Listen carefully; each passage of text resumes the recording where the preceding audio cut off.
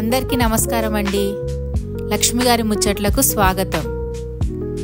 ఈరోజు వీడియో ఏంటంటే మా అమ్మాయి పెళ్లి ఈవెంట్స్లోని ఒక ఈవెంట్.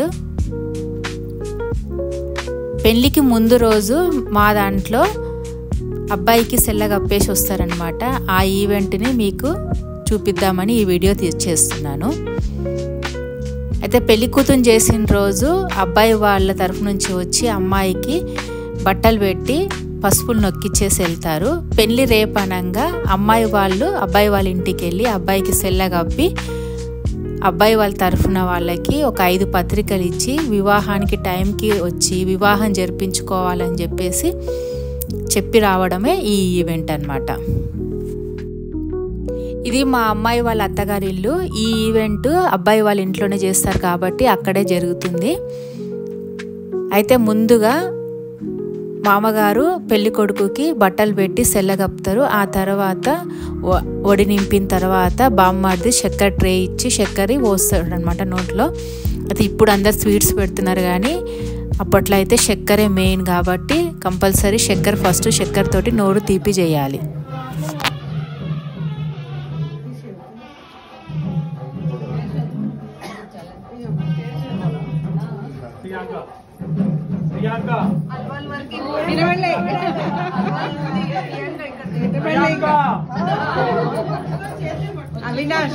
అవినాష్ ప్రియాంకకి వినబడాలా?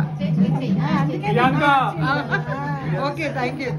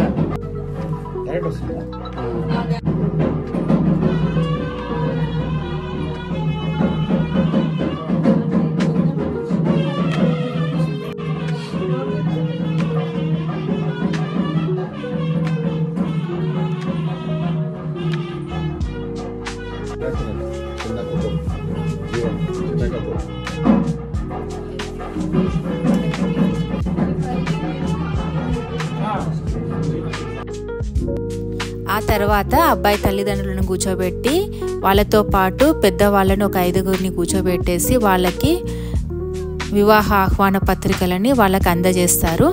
వివాహానికి టైంకి వచ్చి ముహూర్తం ప్రకారము వివాహం జరిపించుకోవాలని చెప్పేసి వాళ్ళకి చెప్పడం జరుగుతుంది.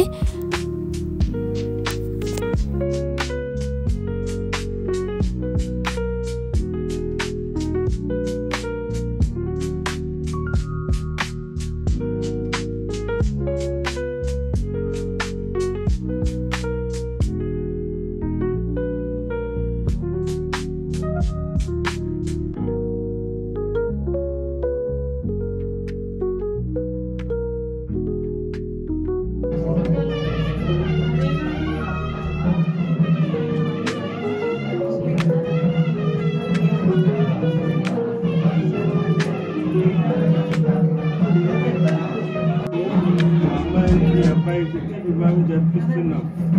ముహూర్తం సమయానికి పవిత్రతో సహా వచ్చి ముహూర్త ముహూర్తానికి పెళ్లి జరిపించే బాధ్యత మాది, వచ్చి చేయించుకునే బాధ్యత టైంకి వచ్చే మీది.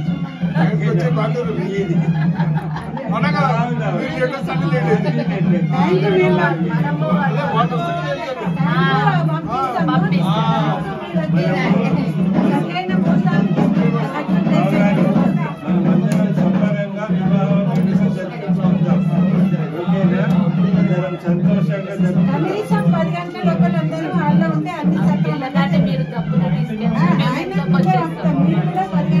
ఒక్కసారి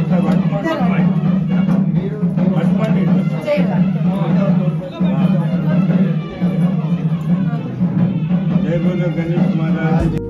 ఎంగేజ్మెంట్ రోజు అబ్బాయి వాళ్ళ సైడ్ నుంచి అమ్మాయి వాళ్ళకు ప్లేట్లను తీసుకొచ్చి ఇస్తారు. ఒక 5 రకాల పండ్లు, 4 రకాల స్వీట్స్ అట్లా పెట్టేసి డెకరేషన్ చేసి ప్లేట్స్ అనేది ముత్తైదులకు కూర్చోబెట్టి ఇస్తారనమాట. 9 ప్లేట్లు కానీ 11 ప్లేట్లు కానీ అట్లా ఎవరిష్టం వాళ్ళది.